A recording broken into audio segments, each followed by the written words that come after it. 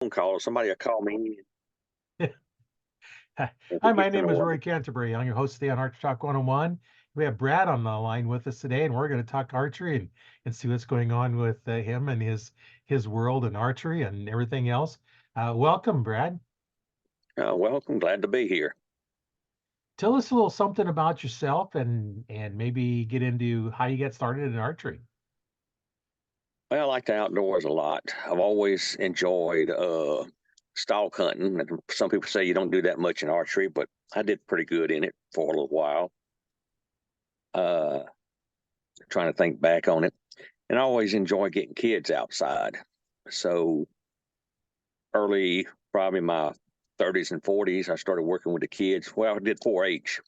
And before that, I was working with Boy Scouts doing their archery shoots and the rifle shoots, getting them trained up, getting them their merit badges and stuff on that side.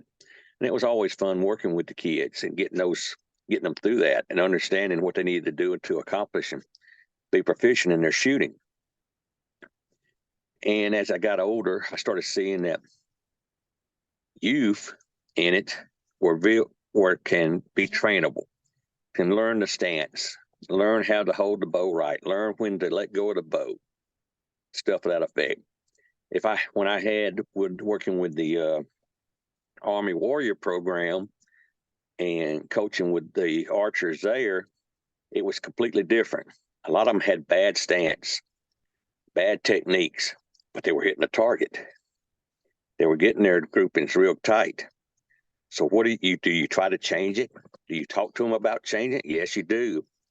But you got the idea that you got to fall back on, well, if they've been doing it this long and they're accomplishing it, maybe the change will help them get a little bit more proficient. Sometimes it does, sometimes it doesn't. Because a lot of them Yes. can't get it out of their head that they have been doing it wrong and still getting great groupings. So that's just a lot that you can do as a coach. You can't lock everything in as we could say 101 or 100 archery 100 or archery 101 or archery 201. There's too many variables there per person. Right. We know where to start. We know about our stance. We know how the body to be lined up, how to hold the bows, the right that. But each person still is different, so that makes a lot of difference. So, like I said, I got with all that and working with the kids. I enjoyed the hunts, going out, being out on nature. So it was just something else to do without having a rifle with me or a shotgun. I would be able to hunt a little bit more or be in the woods more with a bow. And then if I didn't, during the all seasons, you have your 3D shoots, your fetish target shoots, anything from there that you could go through to do. So it always kept you challenged on that.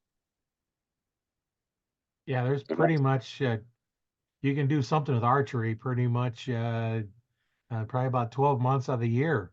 You've got something you can do with your bow, and whether it's hunting, and then you get early spring, you've got indoor shoots, you got outdoor shoots, you got your all kinds of different things to shoot, and where do you want to go with it is it's up to you. And I mean, I've done the hunts, the deer hunts, the other hunts with it, and it's different. You get on a boat and you start shooting for trash fish and bringing them in to be processed somewhere or another for either food, cat food, anything like that, fertilizer, however they want to process it through. But you're thinning out the carpet and gar and helping some of the lakes stable out some. But the shooting is different on that part. You're not necessarily yeah, shooting through a sight, you're shooting by reflex. And that yeah, really gets you working on that to shoot by reflex on what's down the arrow instead of down a sight or anything a lot of the times. And then you're not shooting directly at what you're shooting at. You're having to shoot either above or below, depending on how the depth of the water or how their angle is too. So there's so many different concepts that go on there. yeah, there is. That's something that people don't realize, that when they're down in the water, they're not where they look like they are. And I actually had one time somebody said something about that, you know, the angle that you're shooting at the fish.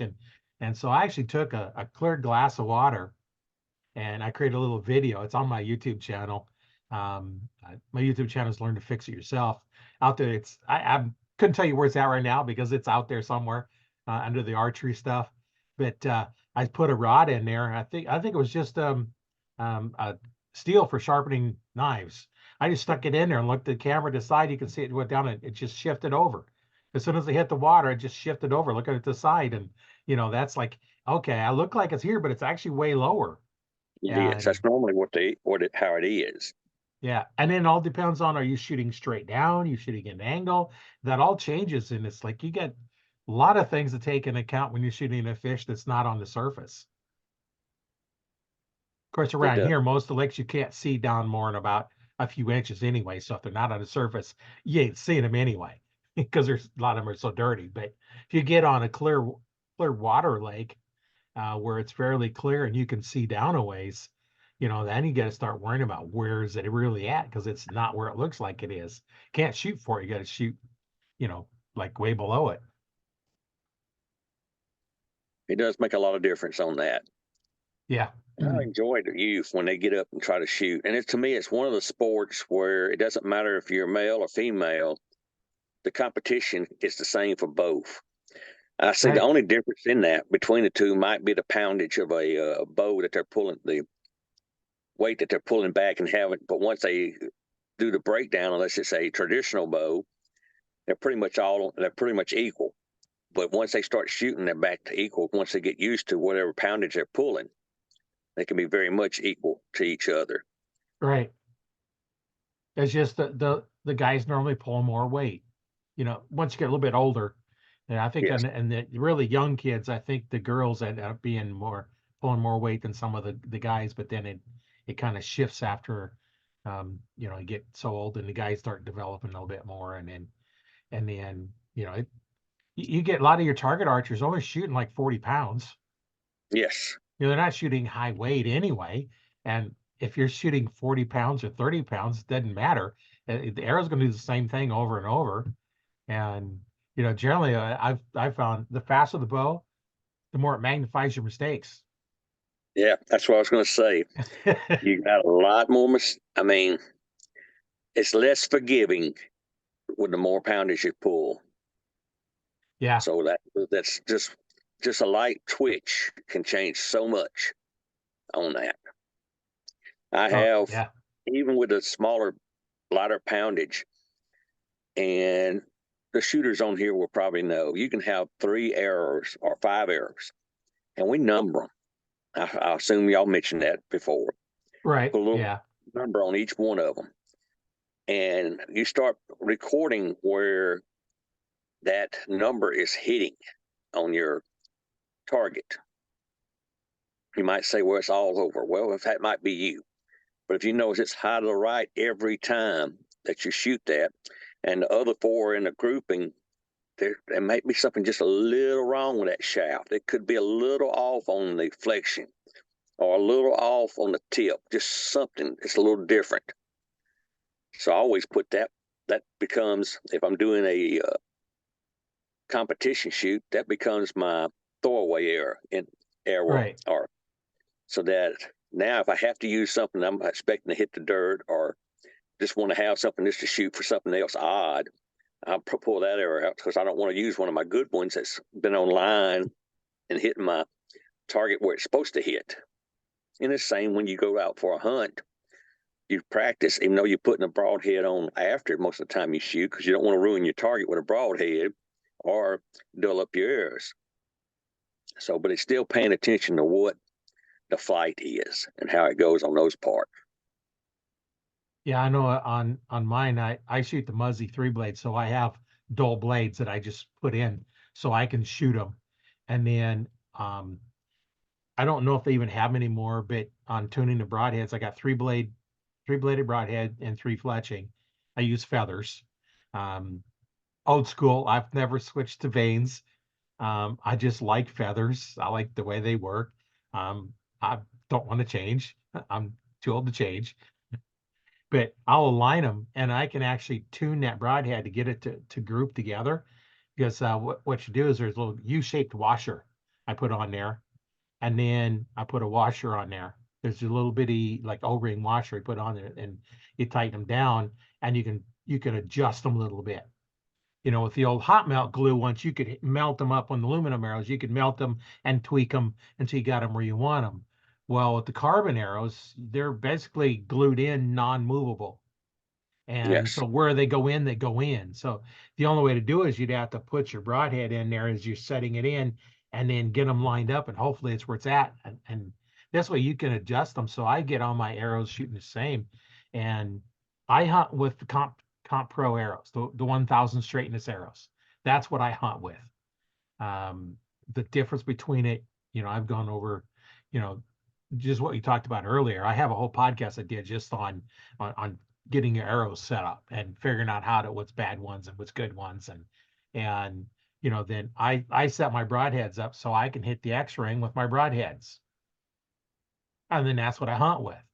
And if I can't get them to do that, well, I put a field tip on it and I shoot it with one of my field tips. And I have a bow I hunt with that's set up to shoot broadheads.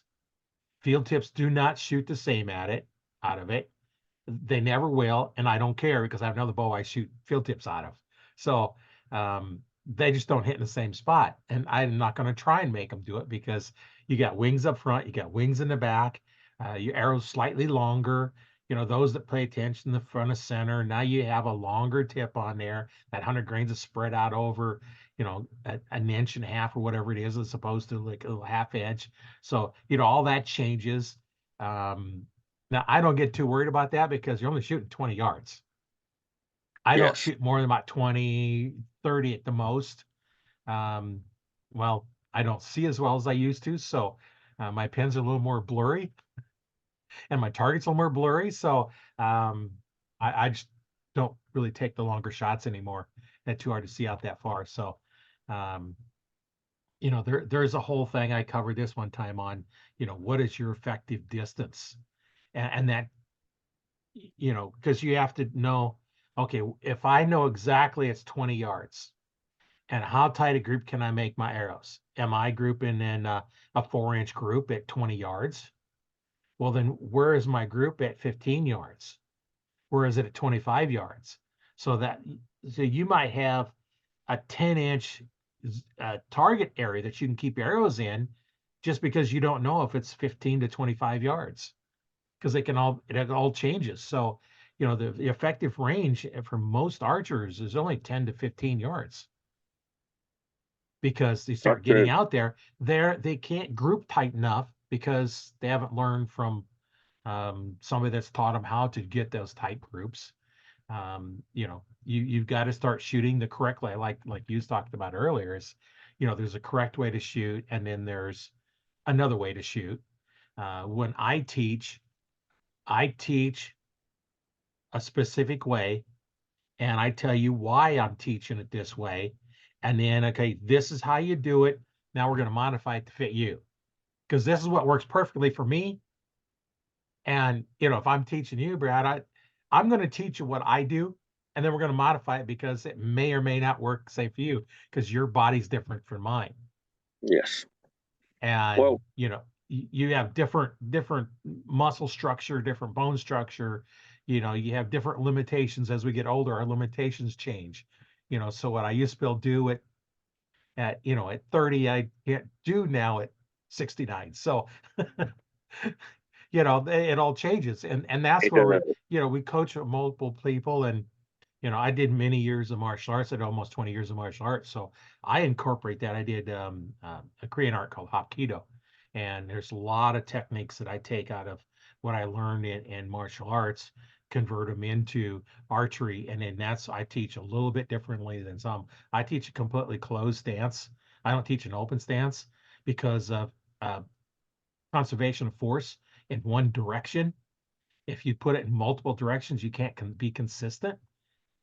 So I teach that way. But if you have your death grip on your bow and you lock that arm in, you're going to hit it because you got to have that proper grip through your hand, Yes. through the not the meaty part on the side, but right through there. And those that have had martial arts training, I always say, if you have any martial arts training, and if they say no, then it's like, okay, I got to go the hard way at it. Those that have had it, I say, okay, heel palm strike. And everybody's had martial arts that know what a heel palm strike is, know exactly what I'm talking about, because this is connected, not on the meaty part. This is as you point your hand up, it's the part that if you push straight on there, it pushes right through all your bone structure. And that's what you strike with. And you can get a lot of force with not a lot of heart on, on your hands. And, a punch, you have to worry about your wrist twisting and all that. We punch on that part of it, you don't worry about it. And that's what you're pushing the bow with. And when I teach, I'm going to teach that when you're done shooting, that index finger should point to your target. If it's not pointing to your target, you're pulling off somehow. You're pulling off at an angle, and now you're sending that bow at a little bit of an angle. And, he's talking about the variation of faster bows. Take a nice loose grip, and then make a little bit tighter grip, and a little bit tighter grip. Next thing, have death grip. That bow is going to shoot a different spot every time. So that's why I teach. Don't hang on to it at all. Yeah, I used a faster bow when I stalk hunt. I tried to find one that had a small between axle length. It means it's less forgiving, but I try to make sure I get a good brace in it so that I can have a little bit more forgiveness between the arrow once I shot. But I needed something because a lot of times I'm stalking and the deer may move quick through the woods, and I may only have a plate size spot for the time that it's in the 20, 25-yard distance to be able to shoot. When I'm shooting from a stand or something, and we know we got a whole lot of different opening areas, I didn't mind having another. I had two bows or three bows. I would use a slower pull bow with a little bit lower poundage, and I have more time to decide my shots and work it out from there. It's just things I work with. It's funny. I got a left-handed bow and a right-handed bow. Oh, yeah. Shoot either one. So, and it was kind of interesting on that. When I started out, I was left-handed, but as I went, I started learning to shoot right-handed also. So it's just one of those things some of us can do, some can't. But it's good training. And another thing I would say, if you're just working, doing a weekend out there or on a Saturday evening or a Friday evening as a youth, and you're not worried about trying to get that grouping, all those old bad arrows you got, if they're aluminum with a light bent to them, but they still hit the target, but they may be off, still aim at the same spot. But what I'm talking about is just building up your arm strength. That way, You're not worried about doing anything else but just pulling an arrow back, shooting, pulling an arrow back, shooting. You're aiming, you're working your stance, you're still working your release, but don't worry about that grouping. Just let your muscles build up during that time period, especially if you're first starting out.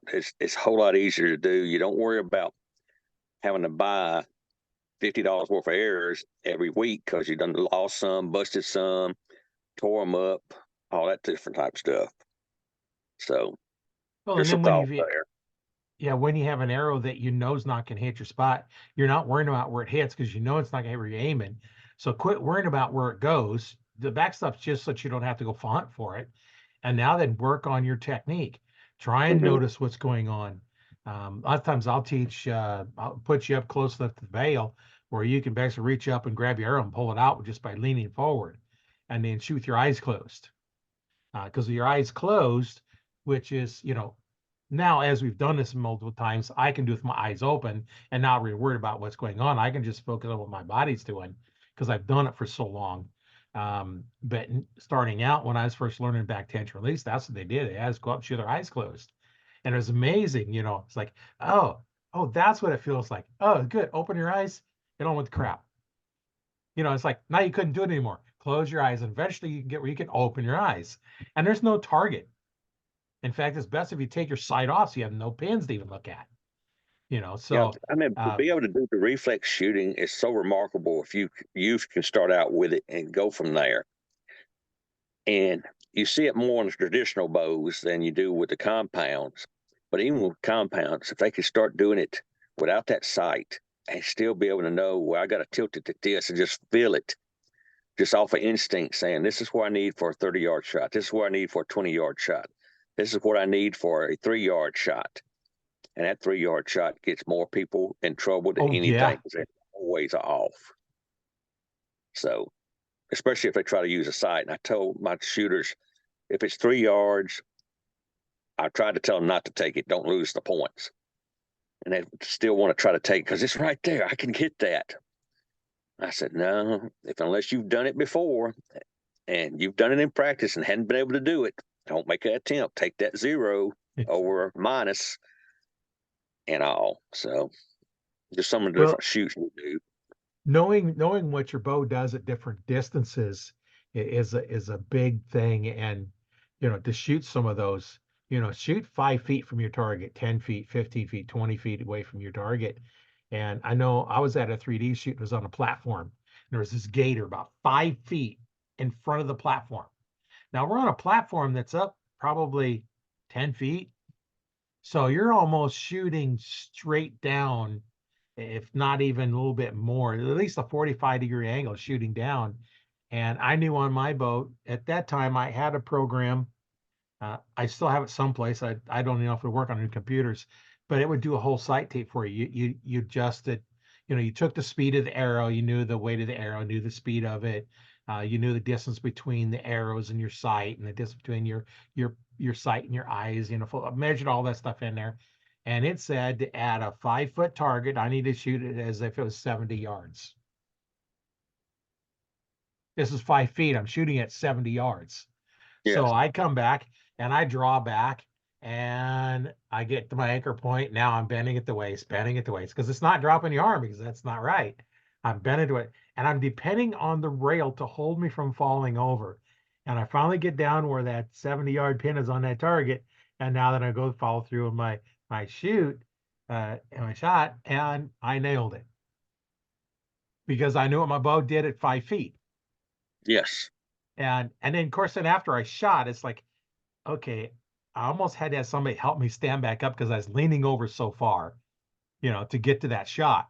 I probably wouldn't take that a shot out of a tree stand, but I have taken some where I've had to depend on my safety belt to hold me into the tree stand. But when I set up my safety belt, I set it up so that I can sit on my stand. I can sit down on where the seat is, and I can feel a little tug pulling up on it. And then as I stand up, generally it's kind of a little bit of a tug pulling down. So if I stepped off the side of the stand, I couldn't fall much below where my seat is. So I could always get back up. Now, if my tree stand fell, I have pegs where I could get to my pegs, because I always put pegs where I climb up above my tree stand and step from a peg down to my tree stand. So I still have both hands and one foot on a peg as I'm putting weight on the tree stand. So my pegs are there where I could get to them fairly easy. And I've used that. It's like, okay, I got to lean out here and okay, get the end, get a little, because I put my hand on the safety valve behind me and then pull. It's okay, because I don't just kind of lean over and all of a sudden it's there. Kind of lean out and use. I've used my safety belt as kind of help me get to a shot that I couldn't get to otherwise. And that's something that you need to know your equipment and how it's going to shoot, and that's something you got to practice. And I don't know of hardly anybody that practices those short range shots. No, most of them don't, because they think, oh, that's too easy. I'll get it. And then when it's time for it to happen, most of the time you undershoot. Yeah, you're going to shoot way low. How did I do that? Why did I miss it? Because I told you what, but, especially youth, they want to try it. Of course, I would have to. I did it once too, tried it, and I realized, oh, I should have calculated it this way or this way. And so I learned the best way of trying to do that is almost like you're shooting for bow fishing for me. Yeah. It's off the instinct and down there, and I did pretty well doing it that way. Well, and then I've had some that never shot using the arrow as a reference. Always use the sight. Says, well, I just sight down my arrow. You ever done that before? No. Well, then how do you know it's going to do you any good? You know, because now Yes. you got to bring the bow clear up here. Now you're in a completely different position. You're not in your normal position. Now you're in a completely different, your arm's raised up. Now this arm is different angle. You've gotten pressure pushing on the front shoulder. Yeah. Yeah. If you've never done it, practice. Yeah, it's got to You be know, that practiced. I think that's kind of the theme right now is to practice those short range shots. Get up there real close and see what your bow does. Because each bow is gonna be different. And that's the thing too, is you got to remember your form is straight. If you have to shoot up or downhill, the only way you can do it is bend at the waist. You just got to remember that nothing changes from your waist up. It's just twisting at the waist or bending at the waist. And then try and figure out the angles. Figuring out your distance is always a problem. And I talk about this all the time. It's like carpenters know how to make a right angle. It's a 3, 4, 5 triangle. So you have one side is 3, the other side is 4, and the connect the two ends together is 5. That gives you your right angle. And people don't understand, lots of times gravity only works straight down. Gravity don't work at an angle. It's always straight down. So how far does your arrow travel horizontally? It doesn't care how much vertical it travels. It could be dropping down 100 feet. But if you're only 60 feet away from where that trail is, it could be dropping 100 feet. That distance is still only 60 feet, 20 yards. No matter what that angle says it is. That's why a lot of the new rangefinders now have the angle compensation in it, because they go straight and it says, oh, it's 20 yards. Bending it down, it still says 20 yards. But then you look at the other number, it says, oh, this is actually 60 yards straight line, but it's set up to show you what you shoot it for. A lot of them are set, the ones designed for shooting, bows and compensating for that. Those rangefinders have that in there. And the way I range something is I'll look at the trail and I'll find a tree and I'll follow it up so it's horizontal, and I'll judge the distance to the tree up in my eye level. And then I had one, I've told this story a couple of times, but the trail was 20 yards away, because that's what I ranged that tree that was on that trail, 20 yards. Well, a deer come walking down that trail. That deer, if I'd have looked by size, I'd have said it's 50 yards all day long. It was that small. That's 50 yards. I drew back. I shot it for 20 yards. Guess what? It was 20 yards. I got the deer because I didn't shoot it well. Because I knew that was a 20-yard shot to that trail. And that's something you got to do up in advance. And I've even I had a 30-foot rope with me, and I had a loop on one end, and I pegs on my tree. I'd hook the loop on there, go out. Okay, well, there's 10 yards. Take it off, measure another 10 yards into a field where you know how to judge yardage in fields when you first start out. So I measured and I put a little flag in there. Identifies, okay, that is 10 yards, that's 20 yards, that's 30 yards. So I knew by those flags where it was at. And I kind of rearranged them, prearranged them. So I knew, and now as you get a little bit more experience, you can kind of judge those distances. But I first would started take out. my stand on the tree with my rangefinder and then back away from the tree and range the tree where I'm at. Right. And I would sometimes different leaves or move some leaves or a little twig, sheet, piece of toilet paper, something Yeah. white, something completely different. And then I would lay it down. And I might even put a leaf over the top of, at an angle on it, just where I can necessarily see that odd piece of white that maybe another hunter, I'm not worried about. Most time a deer think curiosity, but Right. another hunter comes in there and they start seeing pieces of paper or a piece of ribbon hanging in a tree. They're going to know somebody's hunting here. Maybe wonder why they're hunting here. What's drawing their attention to this? That is, if you don't leave your stand in the woods anyway. But then I just, marking it somewhere or another that only you know the marks for your 10, 15, 20, 25, or maybe the max is 30 if you're going to do it. So you know each one of those things, and it's just lazing back to the tree from where you're at and all. And then get up in the tree and you already know the distance is there. It's there no matter what that deer, what you think you're supposed to be, that's it. Yeah. Well, and it wasn't until a few years ago, I think probably 3 years ago, when I got a rangefinder. I never had a rangefinder before. I always just stepped it off. And, I stepped it off, when I was in college, I took a backpacking orientation one, and they said, what you got to do is this is a known yardage. You're going to step it off until you know how many steps is this distance. So it's like, okay, you need to go out 50 yards out that way and then turn. Well, I can step it off. I know how many steps it is to do it. And when you're doing that, you count every other step. So, I always start with my left foot. So every time my right foot hits the ground, I count one. And I know at 11 and a half steps, that's 20 yards.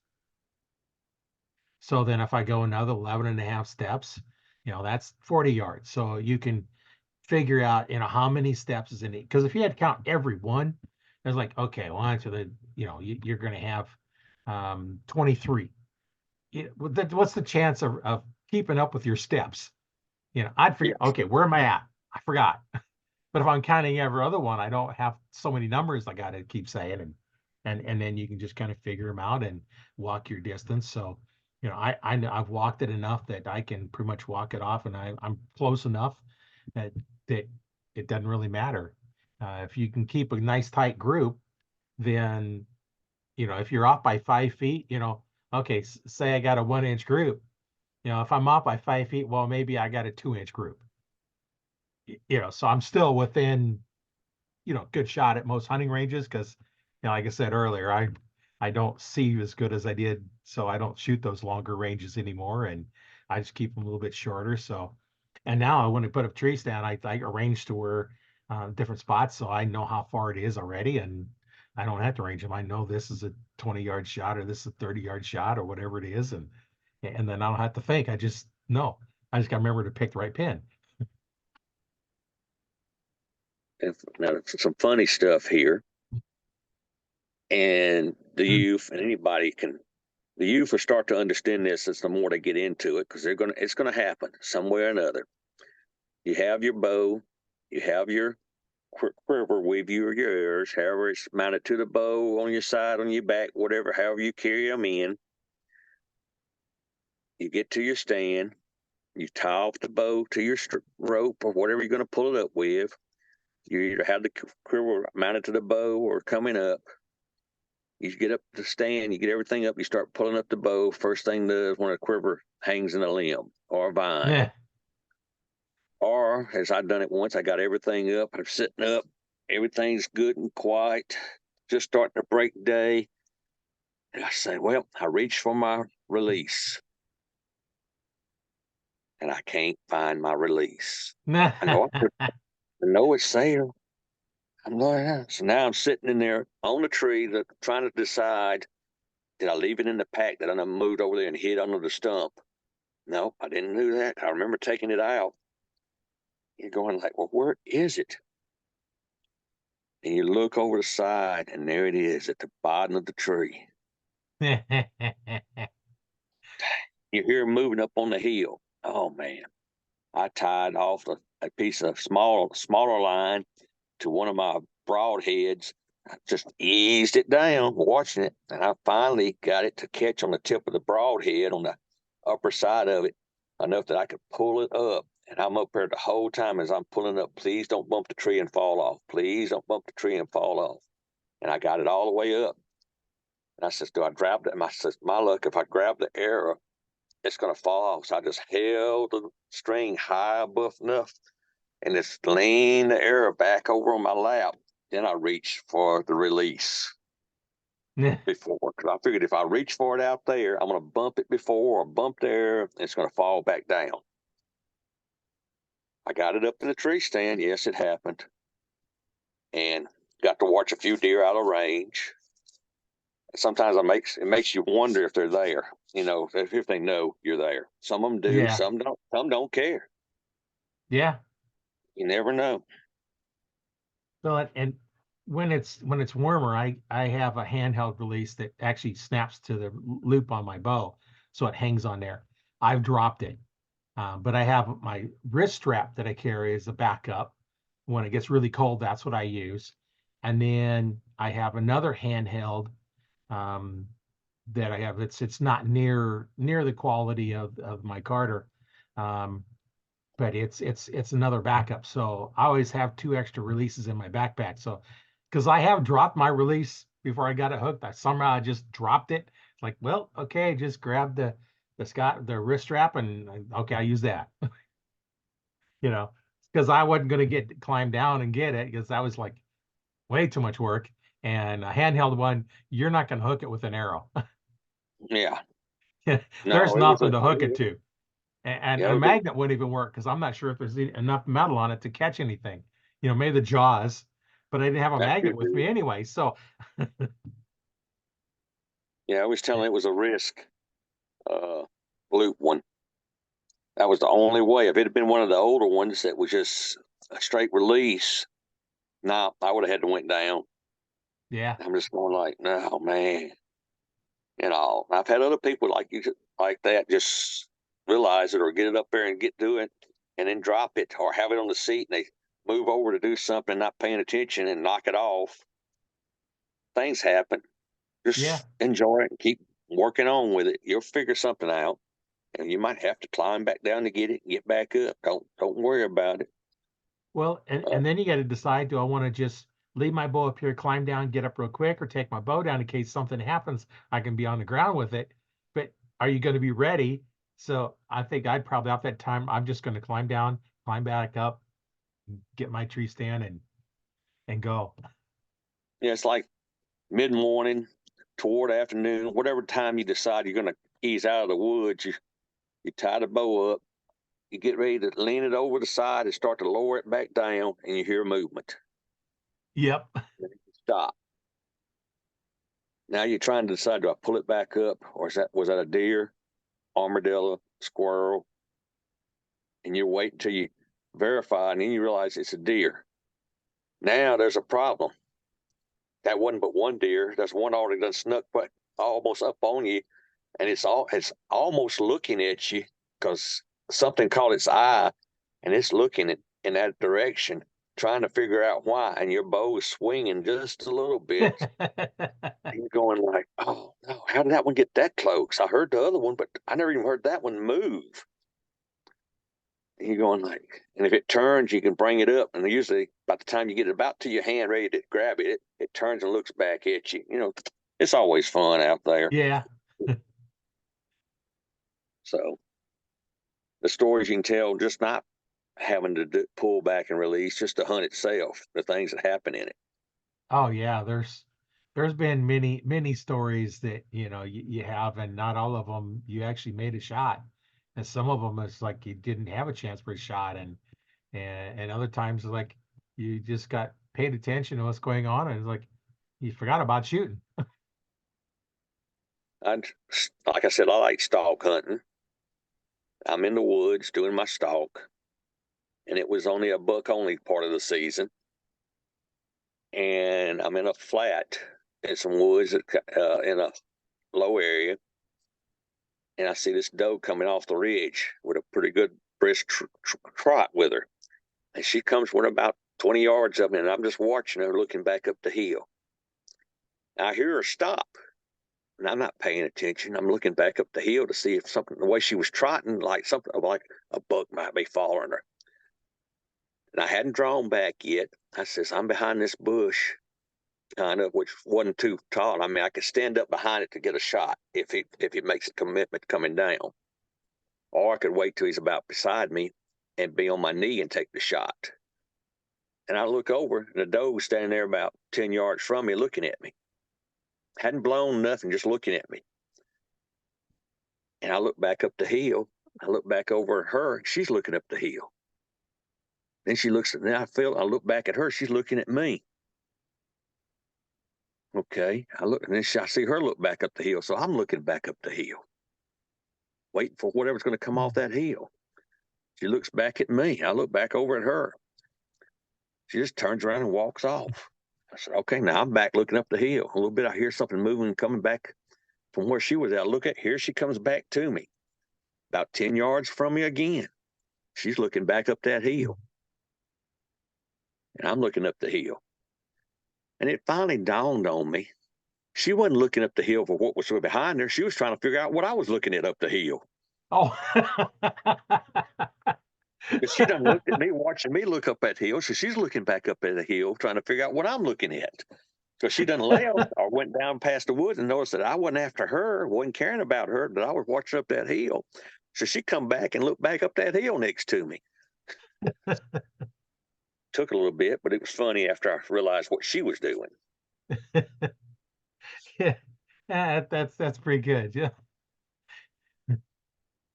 Well, she wasn't a threat because you weren't trying to shoot her, No, and sometimes you just never know what they're going to do. And I know one time I was walking out and was hunting off some old tracks that the train tracks were gone, and I was on this lady from the farmhouse up the hill. She'd walk those tracks all the time. And the deer just got used to her walking down the tracks, and they just ignore her. And I was out hunting. I hadn't seen anything, and I'm walking down this trail, and I look over to my right, and here's this doe bedded down 10 feet from the track, just looking up at me as I walked by. And I looked over at it, and I just kept walking by. It's like if I'd have stopped, it'd have been gone because it was used to people walking down the trail and it just ignored you walking down the trail. yeah, they're real funny. I mean, I walked by others and out there feeding in the open, coming across the pond levee, see it, another doe, can't shoot it, walk on by it, and it never leaves the spot. I get within less than 20 yards of it, and I'm walking to it, and usually that spooks it there. He just reaches down, grabs another mouthful of grass, and looks up at me as I'm walking. And I take the trail veering off to the right. I look back, and he's still just standing there looking at me, chewing away on the grass. Takes another bite. And I'm like, oh, well. I just head on back out. And because it was starting to get coming in on a bad storm, and I needed to get out of there before it came in, and I just didn't want to be in there when that type of storm came in on that. Yeah, and if you shot it, you'd have been in there in that Oh storm. yeah. You wouldn't have got Well, out in it time. was another doe, but I couldn't deal with the storm. Yeah. On shooting it during that time period. But even if I'd seen a buck there, I would have been questionable. If I shoot it, I don't make a good kill shot. I have to trail it. The storm comes in, I lose my trail. I may lose the deer. It's not worth it. It's to me. Right. I'm just no. I've gone out and enjoyed hunts like that, and just don't take a shot. It's just how it goes. But thinking about that ahead of time, oh, it's a beautiful buck. Do I take the shot? Yeah, you might. But unless you can drop it and it only run a little distance, you may never find it. If it comes in storms and rains, you lost your Right. bug trail. A dog may never be able to trace it. You never know. I've lost one or two like that. Not necessarily for that, but in the evening, get a bad or I say the shot comes out being bad. Good blood trail, good blood spots. Come back that morning. I think you're going to come back that morning. It pours that night or first thing Oh, in the morning. Like, where did it come from? So now I have no blood, no nothing to trail anymore. Never found it. So, yeah. Yeah, we've and it all don't had feel had a good. few like that we spend hours and hours looking for them, and then you just don't find them. And others, we had one time I shot and ended up not being a really good shot. Um, so about an hour or two later, the guys hunting would come by, and I'd got down and found the blood trail and then waited for him, and we started walking a little bit, and about 30 yards down the trail, deer gets up and runs off. So we go up and look up. Sure enough, as there's a pool of blood was bedded down, and they're supposed to get like 3 or 4 inches of snow that night. So, but we couldn't chase it anymore because we'd have never found it. So we just walked out so we knew where to come in. Next night we come back and we got snow all over the ground. So there is no trails. There's no blood trail, no nothing, no footprints because it would be laying underneath the snow. So we said, I tell to them, and we got to look for a lump of snow. And I did find a lump of snow that had a deer under it. And sure enough, there it was. Next night, we're down into way below freezing. Well, don't if it's not below freezing, it's not going to snow or stay. So it was probably down in the 20s that night. And I get to the deer and the legs are froze, the rest of the body's still warm. And, clean it, and there it was. Found a lump of snow, and that's where it was at. About another 30 yards, it bedded down again. It wasn't going to run very far, you know, but if we'd have tried to track it again, then there'd probably been who knows where it would have run. Mm-hmm. And that's on the one I had lost. It got up, I heard it run, and I heard it stop. And I pulled off, said, okay, I'll come back in the morning. And then it stormed that morning. And I checked the weather before, because I could have went out, waited another hour, come back in with some lights, heavier lights, Right. some help, and maybe found it. But it was cold that night. It'll be good. It won't have no problem. No rain is scheduled. Yeah, that was a wrong move, weatherman. Yeah. And it wasn't but a short rain, but it was enough to wash even where the blood where they had laid down. It was gone. Oh, yeah. We made some circles. We did some movements out, looking, hoping, but never found anything.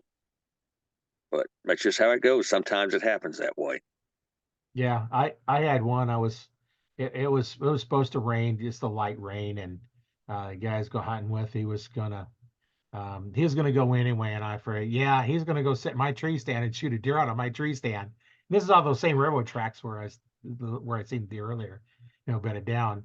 And sure enough, I'm sitting in my tree stand. Here comes this deer, so I shoot it. It runs off, and it's a light misty kind of rain.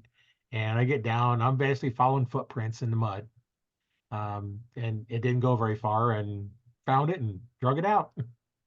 But I had footprints to follow. Oh, yes. I followed some before through a swamp. It did pretty good. We found it. But sometimes you just don't get lucky. And you just hope you do. You got to choose those times to know when to shoot, when not to shoot. Right. Yeah, at that time I wasn't going to go because I really don't like going out in the rain. But I knew, sure enough, he's going to sit in my tree stand and shoot a deer on my tree stand. And sure enough, I got out there and I shot a deer out of my tree stand. So he'd have got that one if I hadn't gone. So yeah, it's one of those times like, okay, we're going to go anyway. And and it was nice because I seen which way it run, and I seen it go into um, where the old tracks was into the trees. I seen where it run into there, so I knew it went in there, so I could just follow it in there. And sure enough, it didn't go very far, and it was down. But I waited for a while before I even went after it. Yes. Well, and anybody that's hunted with a bow knows that you can't go after them right away, even a good hit. You gotta No, I wait mean, I usually an start hour. off like I get down out of the tree. I set the bow over the side, get the stuff I want to stalk with, because you're going to have to stalk probably, even as you're Right. trailing. You got to take your time, and hopefully you'll see it before it sees you if it's still alive, and know to back off and let it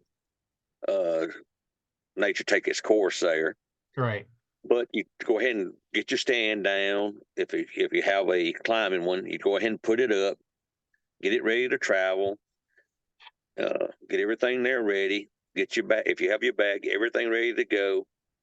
And then you probably got about 15, 20 minutes there.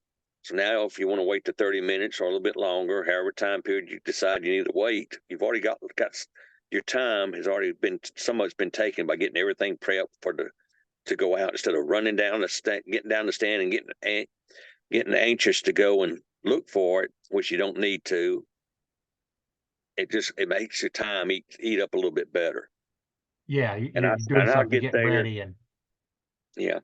And I might even walk over there to where the impact was to look to see, okay, yeah, it's just a little bit of hair, a little bit more blood, good trail. Okay, I got that. And then back to the toilet paper. Doesn't hurt laying a piece of toilet paper there where the start was. That way oh you yeah, know. And things toilet paper is used for besides what it's intended. Mark that trail going out. If it's in the evening, pointer, grab you a couple of chem lights from Walmart, some of the stores. You can always crush one open and you can hang it where you started, and take some of the smaller ones and you can move them down the line.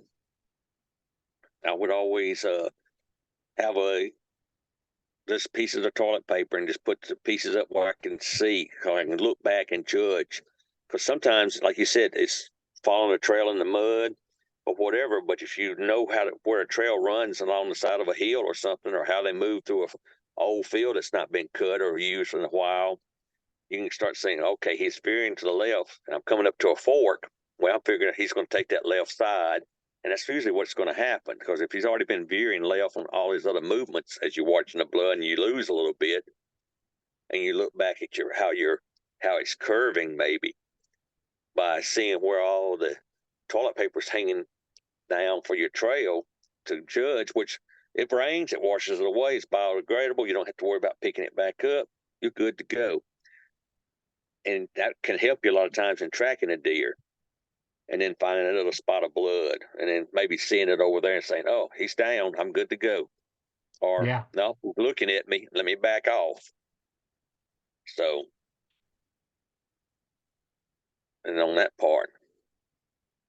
Yeah, that's kind of nice. They got the marking flags, the orange stuff, but they'll stay there for years, because they don't degrade. And nice thing like about the toilet paper, I guess hadn't really thought about it, but toilet paper, you can hang some toilet paper, and then like you said, when it rains, it's going to get wet and fall apart, and you know, it's gonna disappear. Nobody's gonna even know it was there. And if somebody does see it, it's like they're not gonna realize it, it's like, oh, why would somebody hang toilet paper in a tree? Couldn't they wipe right? Oh, yeah.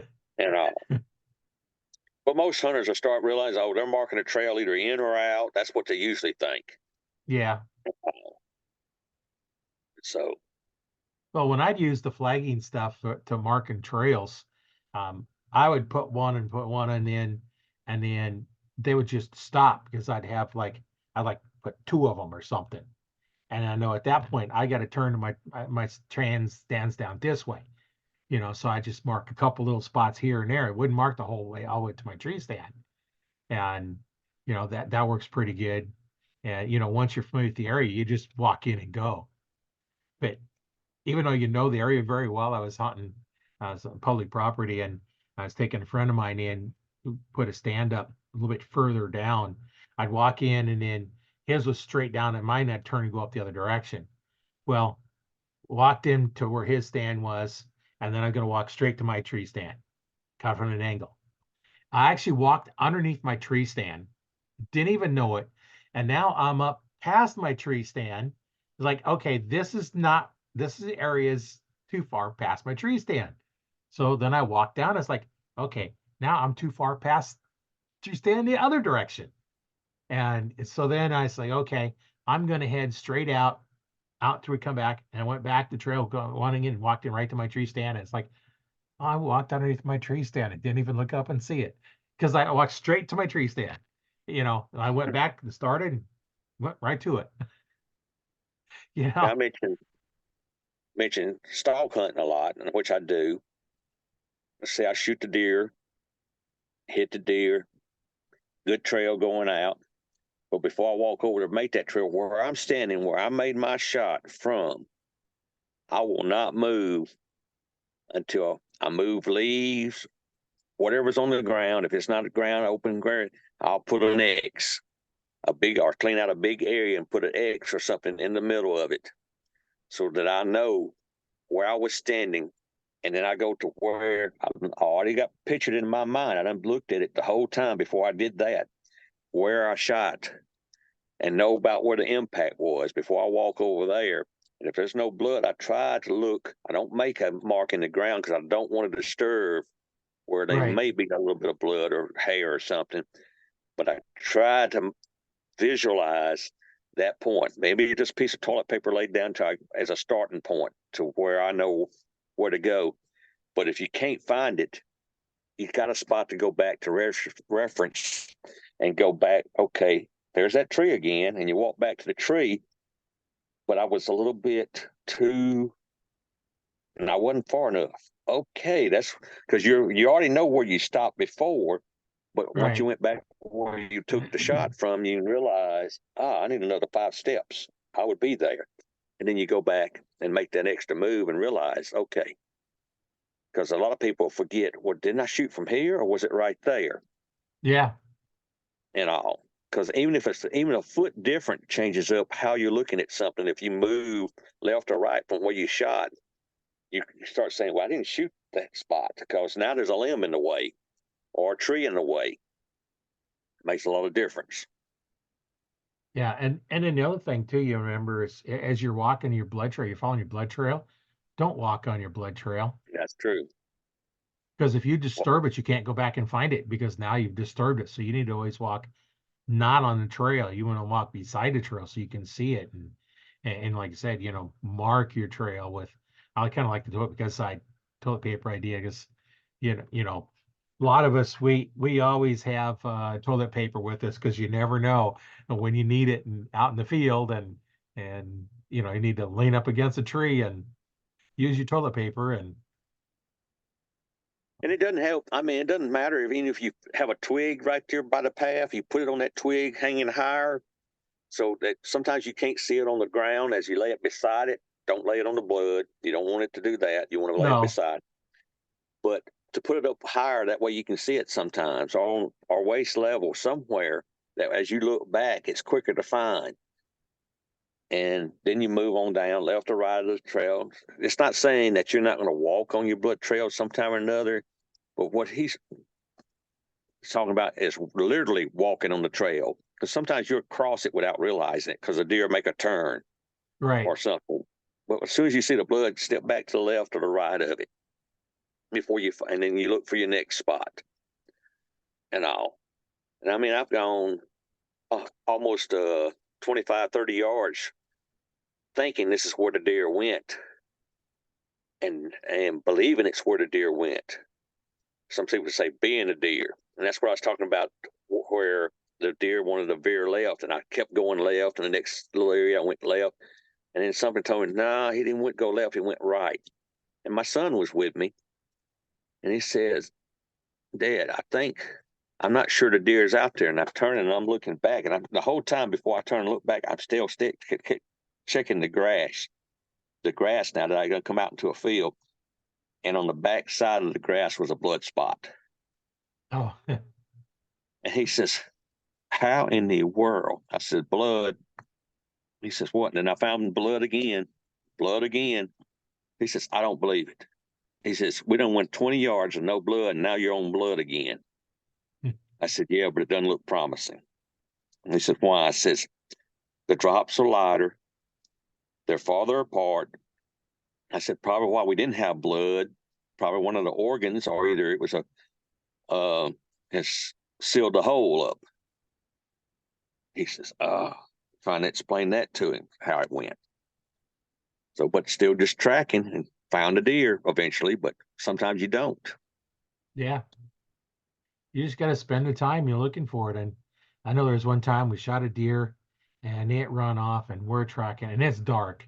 So we can't see. We have no blood, no footprints, no nothing. And we're walking and we're walking and we're walking. It's like finally, after, you know, following it probably 7,500 yards, we said, I must not have been as good a shot as we thought. And then next we come back, well, we smelled it.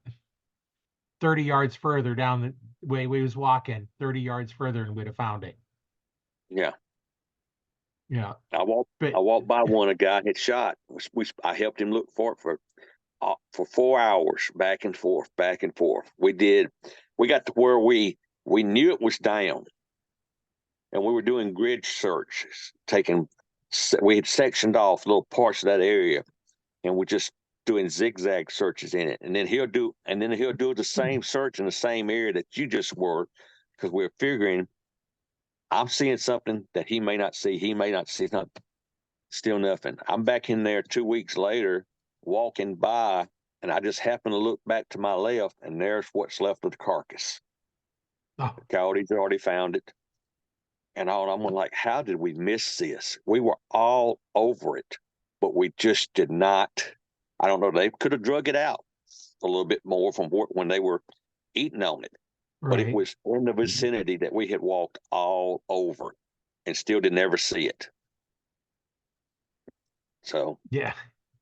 Yeah. You never know. You hate that when you do that, but because you hate to kill them and then not be able to eat them. And you've got to, you got to spend the time looking. And, there is one I shot, it was like 10-yard shot, 70 pounds with my Muzzy broadheads. And I find my arrow not too far later. It had pulled out, and we're walking this Milo field, and up comes this doe, and then she runs off. We still stomped through that Milo field for another 3 hours, and that had to have been the deer. And it must have, the only thing I can figure, because um, on the shoulder blade, on that front shoulder blade, there's a spot that an arrow will not go through. Yeah. A Muzzy at 70 pounds at 10 yards will not penetrate it. And I must have hit that, because you could tell, and the arrow was just a little bit right on the broadhead, where it only went in about the depth of the broadhead, and it was laying down. So it didn't even really stick in the deer. And, through the normal shoulder blade, Muzzies go right through it. They don't care.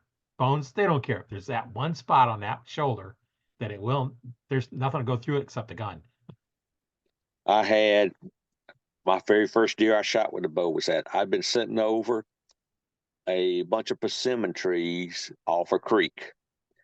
The area below was like somebody had taken a tiller with the deer sign. It's getting dark. I mean, I'm already at dusk. So I'm walking back, started back out, and got out of the tree. Now, I didn't have a stand, but I had a tree limb that I could sit on, perfect above and back off and wait. Perfect shot. Cover that whole area below the persimmon trees, 2 trees there. And one of the other trees, what was so funny, not only persimmon, it had a muscadine area. And there was still a few old muscadines there too. So I mean, this is acorns, persimmons, muscadines, just rich for the deer sign. They had it tore up. I'm starting back out. I hit the sand from the creek, and I look up and I see the deer coming off the bank on the other side, 3 of them coming right to me. And I stepped up behind a little pine tree that was about 5 foot tall, and stepped into it. And I didn't even look down the sight, just had the instinct. When she walked beside me, I let go. And she wasn't 3 foot from me.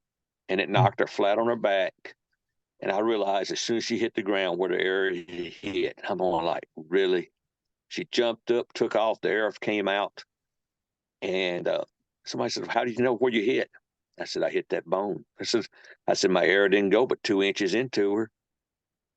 I said, if it did that good, I says, she's still running. I said, you won't want to look? I says, there's no need. I said, when I saw enough of her, when she hit the ground, I thought it was a good shot. But as she stood up, I saw the broadhead come out. And I said, I knew exactly where I had hit. The spot that none of us want to hit. It just, no. I'm gonna, It hurts them, but it's not fatal. It'll heal up and go. And if you're gonna have a wounding hit, that's the one to have, because they heal up from it. They're a little smarter because of it, but I mean, they had that mind that they wanted those persimmon stuff. I mean, they trotted down through there, and they didn't even, when they hit the creek, they never looked up, left, right, whatever. They were hauling butt coming to me and coming to those trees. And I hadn't been, it's been a 5 minute or 30 minutes or 30 seconds more. I would already walked 5 more feet and turned left and gone up another trail that they were coming down, and I never would have seen them. yeah. And it was light enough that I could see when they walked. I saw them come off the hill, the other bank, come down the bank, cross the creek, come to me, hit the sand. And I'm going like, they're going to smell me. They're going to see me something. No, walked right by me. I mean, I probably could have just took the arrow and stabbed it into her. She was that close. Yeah. But I've always enjoyed bow hunting. It just takes a lot out of you sometimes because it's a little bit different. And there's a lot more to learn. A lot of different techniques there to have to go with. Oh yeah, there's something to learn. You can learn something new every day the rest of your life, and still not learn it all. No. There's For all so the many youth different out there. aspects and different bows and different style of bows and different style of shooting. And um, you know, the I interviewed one of the guys that does the horseback archery, And they shoot completely different. They put the arrow on the right side of the bow for right-handed shooters instead of left side, and then they have like a thumb hook, so as they draw back, it pulls it into the bow because they're galloping while they're doing this, and they're riding a horse, and they don't have anything onto the horse, and they got two hands, and so the normal type of a recurve, you would be pulling it off. This way, it forces it into the bow, and it was kind of interesting, listening to all the stories and then watching, some videos of these guys galloping on this horse, shooting these little targets and hitting Well, them. for parents that want to get their kids into it or get that, you may have already mentioned it on one of your other podcasts. Two of the good bows to start with is be the Discovery or the Genesis bows. They're both little compounds. They don't necessarily have what we call a let off, but they have enough that it doesn't matter whether you have, this is hypothetical in this part, a 24-inch pull or a 27-inch pull. The bow is good for either one of the kids. So you can have a 9-year-old and a 12-year-old use the same bow, and you don't have to make any adjustments on it, because all the difference, only thing difference are going to be with them is the arrow length on where they come back and set, Right. or their draw length. They don't have to worry about the let off. And those are good starter bows for kids to start using before they transition up to another one. Yeah, the Genesis bow, they use that in the the National Archery in Schools program. All the kids use the exact same bow. The only difference is right-handed, left-handed, and then there's a couple different weight ranges. So they're all using the same bow. There's no sights, no nothing on it. So the only difference between the archers is the archer. The equipment's the same. So you can't have somebody that doesn't have the money to go out and buy the $1,000 bow for their kid to shoot. Is still competing against everybody's the same. And those are nice. They fit everybody, but I like to say that type of bow fits nobody because it's not designed to fit you. You just fit the bow. You have to make it do whatever you want it to do. But that's a good starter bow just because of the flexibility of it. And Yes. if you want to get started with your kids, as long as they can pull it back, they can shoot it, and the parents can shoot it as well. Because you could take a 10-year-old and shoot that bow, and I can shoot that bow. Well, not right now, but I got other things I'm healing up from. So, Yes. But it's like I said, parents want to know what bow to get that's not traditional. That's going to be it. And it's a great starter bow. You're not putting much money into it. It's easy to work with. The poundage is easy. The kids won't get discouraged with it. And because it's not like one, 30-pound back and they can't break it to where it breaks over. Here, 15, 20 pounds. It still penetrates the target. It's still on. Still good for schools. Everybody uses it. When they came out with them, it was unbelievable how many went with them. And I knew when I was working with 4-H, we had 3 right-handed and 1 left. And all the different colors. And the kids fought more over the colors that they wanted to use than the bows. The difference in the bow. Of course, there wasn't really any difference in the bows, but they would fight over who had the red one or the pink one or the blue one or the green one. So it was always that. Yeah, I know. I help out with Nebraska's archery program once in a while, and we just had becoming a women outdoor event where ladies that was teaching them archery. There's other events going on too, but I think the green ones were the left-handed ones, just so that they could easily identify the left Did the ones same from thing. the My other green ones. left-handed. The green ones are left-handed, and all the other colors, the reds and the black and whatever other colors were the right-handers, and I think they did them by weight as well. So like a red would be, this weight range, and then another one was like the blue one maybe was a little bit lighter one or something. That way they can catch, okay, this is a bigger kid, okay, you get the red one, red right-handed one, or you get the green one because you're left-handed, and that way, it makes it easier for those running the program to grab a bow, but we had all adults, so we didn't have to worry about the lighter poundage bows. Yeah. Just One having thing enough I would have left-handed ones. I know one thing we'd have to watch about that right here or this right here, especially if we're bow shooting and we pull Right. that back and that hair catches in that, we might rip off a little bit of it when it release a few times, but you'll learn the what gets in the way, Yeah. we'll have to get out of the way. Well, when That's I was why, shooting too long of a draw length, they'd always catch my mustache. But now that I know what I'm supposed to be, it's going to miss mhm. it. Although I probably have to trim it up a little bit. It's getting a little bit bushy down there. But um, right now I'm not shooting anything right now. It's like April 11th, I had a triple bypass, and then I got to go back in the 25th because it didn't heal up. I don't lay around like most people did. So it didn't heal. So now they go back in and they're going to have to um, clamp it back together and tighten up some of the wires and put a couple plates in. And so now my healing starts all over again. I'm supposed to be off of that here come 3rd of July, but I'm going to start all over again, another 12 weeks. But so yeah, I can't even, I can lift the bow, but that's about it.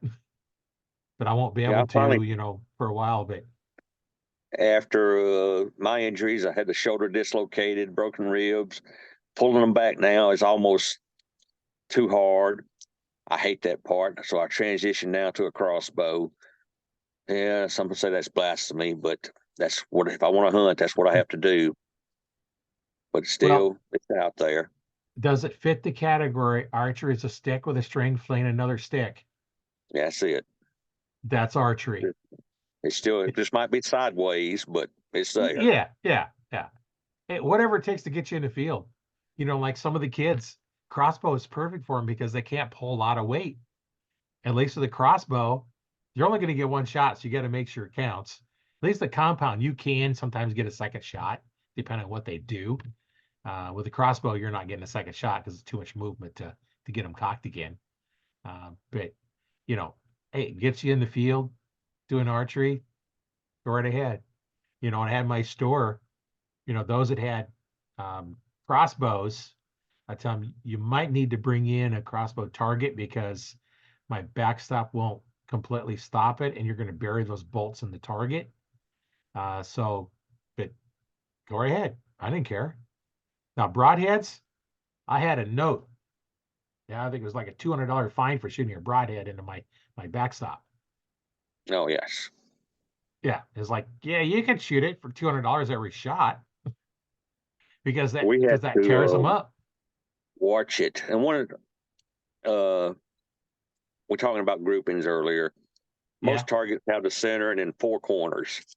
For the guys that were real proficient at it, some of them want to go ahead and do the William Tell arrow in an arrow. I've seen some of them even have three. Boy, yeah, that's getting it on there. But do I want to ruin three errors or two errors?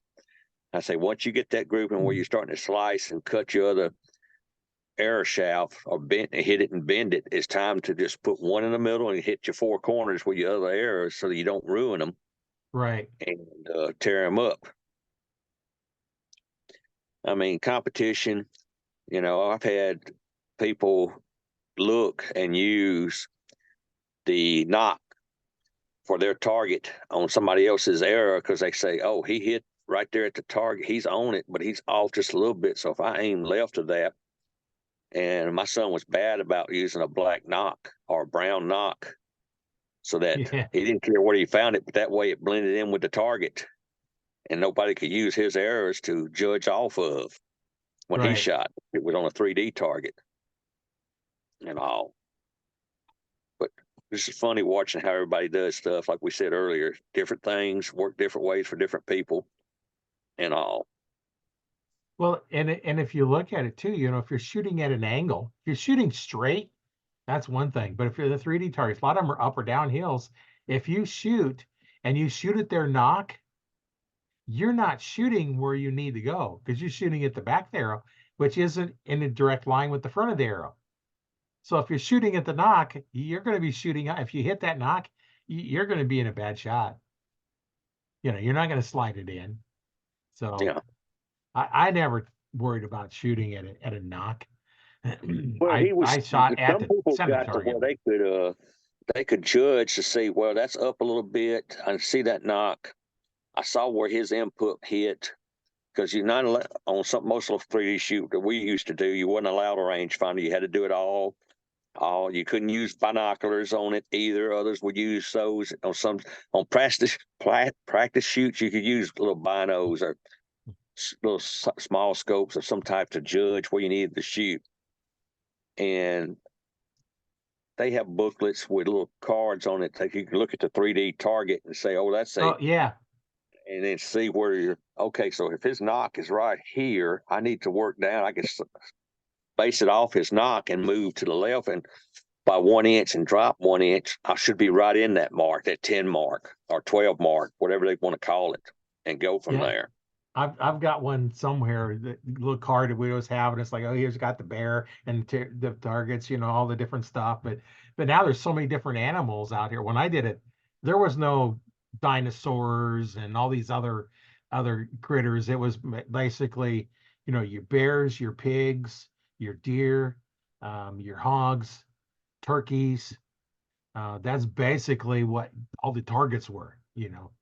And so now they've got dinosaurs and all kinds of gators, and I've seen fish and all kinds of different stuff now. And I don't have the cards for them, but I don't shoot a lot of 3Ds, so I'm not worried about it anyway. And if I did, when I was going all the time anyway, it's just um, I go out with a friend of mine, and um, it's it's who got to give the crap and who got to take it on the way home. Yes. That's it. It's like we didn't care if we were last and next to last or first and second. We didn't care where it was at. We were just shooting against each other, having fun, and one to shoot first, and then the other one to shoot first, and it's like a shoot. And sometimes we'd talk about what how we judged yardage and what we did, and just there, I just went out and I wanted to beat him every time. He wanted to beat me every time. Sometimes I did, sometimes I didn't. Well, I looked at it like this. You could beat me every time. My key was to beat myself. I had to Right. beat what I did last time. That was my goal. So, and that's what I want the youth to understand. Just cause Joe, Jeannie, whoever beats you every time, but you have improved every time, you have accomplished something. It doesn't Right. matter. Just keep your improvement going and worry about that. Don't worry about what they're doing on the left or the right of you. You just keep making sure you're improving every time you go out.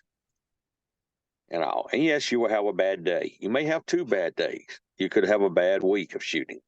But then if you realize what you're doing and fix that bad day and you come back into it and realize, well, dang, I came in 3rd place, but I still shot 90 something points. And the last time I shot 89 points, if however the points were read, but Right. you still improved.